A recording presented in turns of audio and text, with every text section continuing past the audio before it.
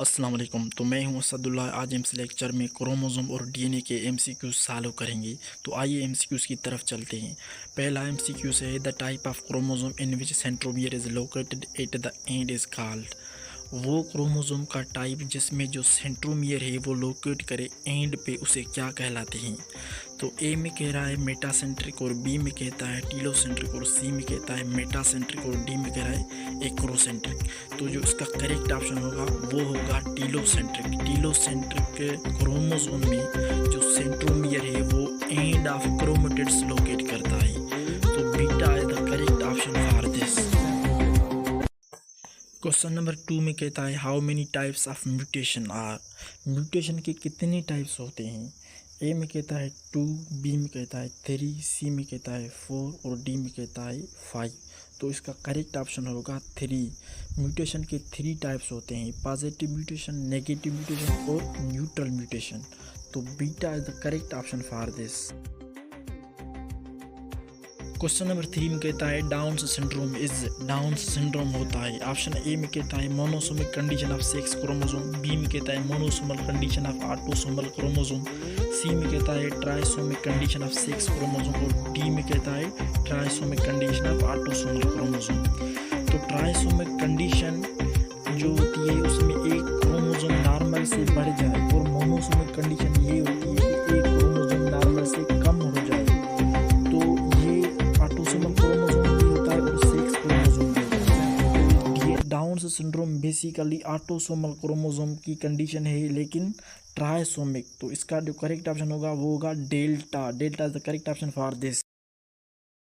Question number 4 में कहता है an special milk formula available for PKU infant is. PKU infant के लिए एक मिल्क अवेलेबल होता है, उसे क्या कहते हैं।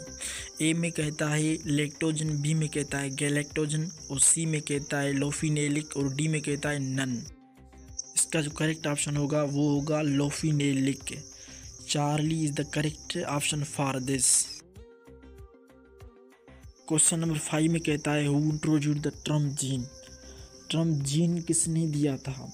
ए में कहता है गिरगर जॉन मेंडल, बी में कहता है जॉनसन, और सी में कहता है एडोल्फ स्ट्रेसबर्गर, और डी में कहता है बेटीसन।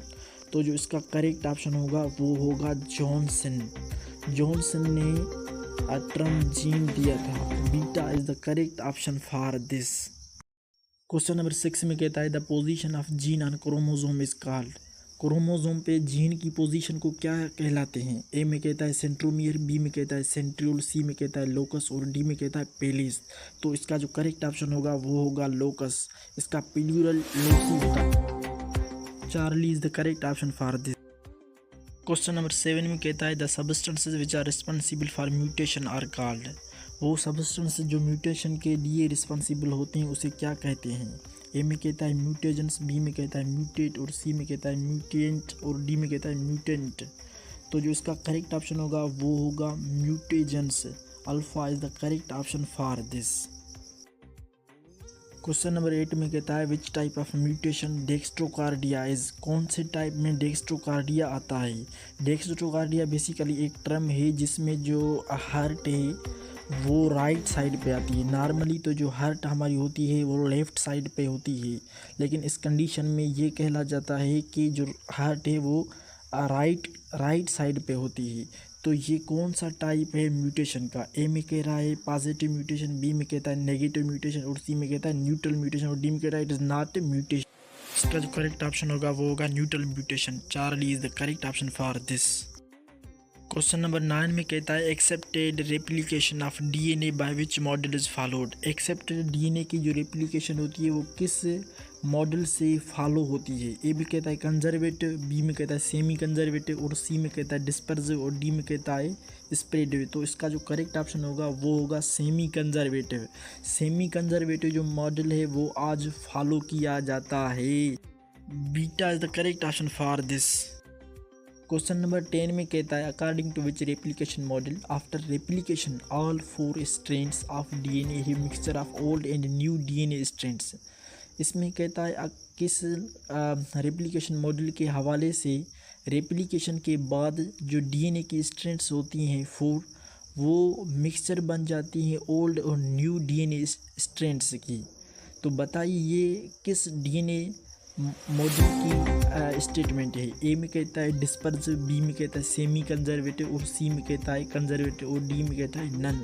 तो जो इसका करेक्ट ऑप्शन होगा वो होगा डिस्पर्सिव। डिस्पर्सिव मॉडल ये बताता है। Alpha is the correct option for this.